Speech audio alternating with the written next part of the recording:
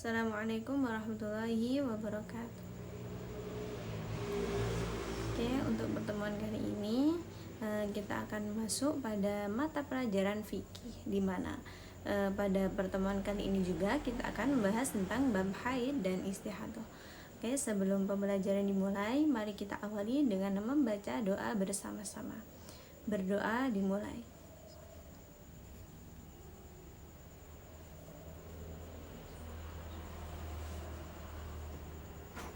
Berdoa selesai. Oke, langsung saja kita masuk pada materi haid. Jadi haid secara bahasa adalah air yang mengalir. Sedangkan menurut istilah syara, haid adalah darah yang keluar dari ujung rahim perempuan ketika sehat, bukan semasa melahirkan bayi atau semasa orang itu sakit. Kemudian Imam Syafi'i mendefinisikan haid adalah darah yang keluar dari rahim perempuan, di mana darah yang keluar itu bukan darah penyakit. Oke, jadi dari sini paham ya. Biasanya haid itu dialami oleh wanita yang sudah berumur 9 tahun atau lebih.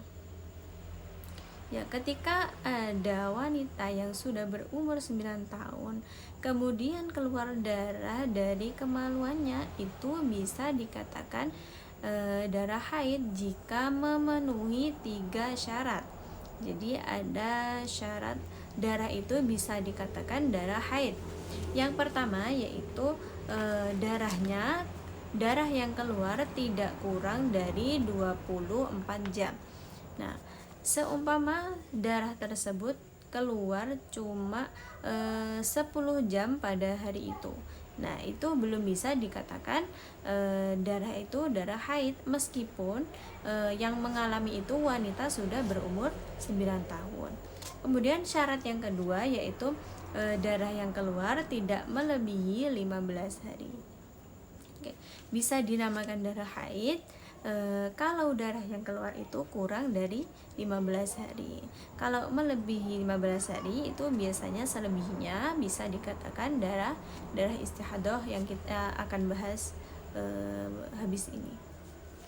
Kemudian yang syarat yang ketiga yaitu ketika sucinya lebih dari 15 hari. Nah, ini mungkin wanitanya sudah beberapa kali mengalami haid. Kemudian jarak antara haid pertama dan haid kedua itu sucinya harus lebih dari 15 hari. Kalau sucinya wanita tersebut cuma 13 hari, itu biasanya bisa dikatakan 2 hari 2 hari setelahnya itu masih dikategorikan sebagai darah istihadah. Oke, lanjut. Oke, kemudian setelah kita bahas 3 syarat tersebut, jadi haid merupakan suatu hal yang normal yang dialami bagi setiap remaja putri sebagai salah satu tanda wanita tersebut sudah akil balik. Kemudian ketika seorang tersebut sudah balik, maka mereka sudah termasuk dalam orang yang mukallaf. Apa yang disebut orang mukallaf? Orang mukallaf adalah orang yang telah dibebani kewajiban dalam menjalankan setiap perintah Allah.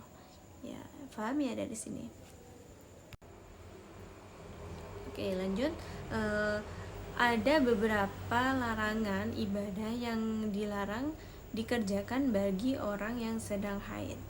Yang pertama, sholat.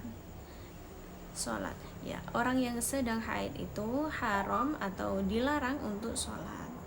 Dan ketika meninggalkan sholat ketika haid itu tidak wajib mengqadha ya, kecuali ada alasan tertentu. Kemudian yang kedua, larangan bagi orang yang sedang haid itu adalah puasa. Ya, puasa itu tidak boleh dikerjakan bagi orang yang sedang haid, meskipun itu puasa Ramadan atau puasa qadha atau puasa sunnah, itu tidak boleh dilakukan oleh orang yang sedang haid. Kemudian yang ketiga, menyentuh atau memegang mushaf Al-Quran. Ya, itu tidak boleh ya. Ada yang mengatakan kalau si mushaf tersebut lebih banyak terjemahnya, mungkin terjemah atau tafsirnya, itu tidak apa-apa. Kemudian yang keempat yaitu membaca Al-Quran. Nah, ini juga ada pengecualian bagi orang yang tahfidz, mungkin menghafal Al-Quran, bisa membaca Al-Quran asalkan diniatkan untuk berzikir. Tapi sebagian ada yang tetap tidak memperbolehkan untuk membaca Al-Quran. Ya.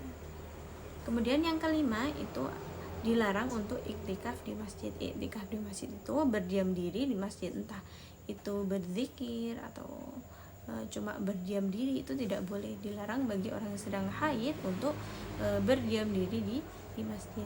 Kemudian yang keenam itu tawaf. Jadi orang yang sedang haid itu dilarang untuk tawaf.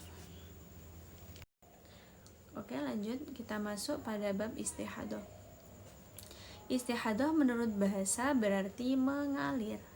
Sedangkan menurut syara, istihadah adalah darah yang keluar dari kemaluan wanita pada waktu selain waktunya haid dan nifas. Ya, biasanya istihadah itu terjadi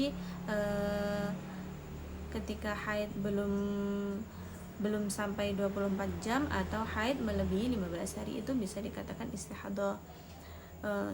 Jadi istihadah adalah darah yang keluar bukan selain waktunya haid dan nifas. Kemudian Imam Nawawi memberikan pandangan tentang istihadah, yaitu istihadah adalah hadas yang permanen seperti orang beser, maka ia tidak bisa mencegah puasa dan sholat. Jadi orang yang sedang istihadah itu tidak bisa ditahan, bukan seperti orang yang kebelet kencing gitu ya. Kalau kencing kan mungkin bisa ditahan, tapi kalau sudah seperti orang yang beser itu orang yang pipis tapi tidak bisa ditahan, seperti itu ya, tidak bisa keluar sendiri ya. Kita tidak bisa mengendalikan darah tersebut, itu adalah darah istihadah. Imam Nawawi mendefinisikan seperti itu, seperti orang yang beser, karena kita tidak bisa mencegahnya, kita tidak bisa mengendalikannya. Oke, istihadah biasanya terjadi ketika seseorang yang haid melebihi 15 hari atau seseorang yang sucinya dari haid belum sampai 15 hari tapi sudah keluar darah kembali. Jadi belum sampai 15 hari tapi sudah keluar lagi ya, gitu ya. Kemudian orang yang sedang mengalami istihadah disebut mustahadah. Jadi mustahadah adalah orang yang sedang mengalami istihadah. Jadi istihadah merupakan hadas yang hanya membatalkan wudhu dan tidak mewajibkan mandi besar, sehingga mustahadah tetap wajib melaksanakan sholat dan puasanya. Jadi istihadah itu tidak mencegah sholat dan puasa. Kalau kita sedang istihadah itu tetap harus wajib menjalankan sholat dan menjalankan puasa. Oke, lalu mungkin ada yang bertanya, lalu bagaimana kalau kita keluar darah itu kan najis, lalu ketika mau sholat gimana, apakah kita tetap membawa najis tersebut? Nah, ini ada tata cara bagi mustahadah, bagi orang yang beristihadah ketika hendak melaksanakan sholat. Yang pertama, harus beristinja atau mencuci kemaluan dan menghilangkan hadas terlebih dahulu. Jadi bagian kemaluannya itu dibersihkan terlebih dahulu sampai tidak ada tersisa darah yang di situ, di kemaluan tersebut. Kemudian yang kedua yaitu menutup kemaluan dengan kapas dan pembalut, kapas ataupun pembalut.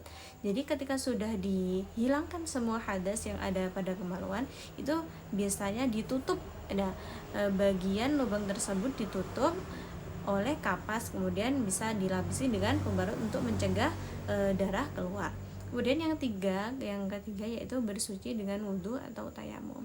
Ya, ketika sudah ditutup menggunakan kapas dan pembalut, mungkin untuk menyegerakan wudhu, dan yang keempat untuk menyegerakan sholat. Mungkin dari sini video yang bisa saya sampaikan, materi yang bisa saya sampaikan. Ini mengejar waktu. Akhirnya wassalamualaikum warahmatullahi wabarakatuh.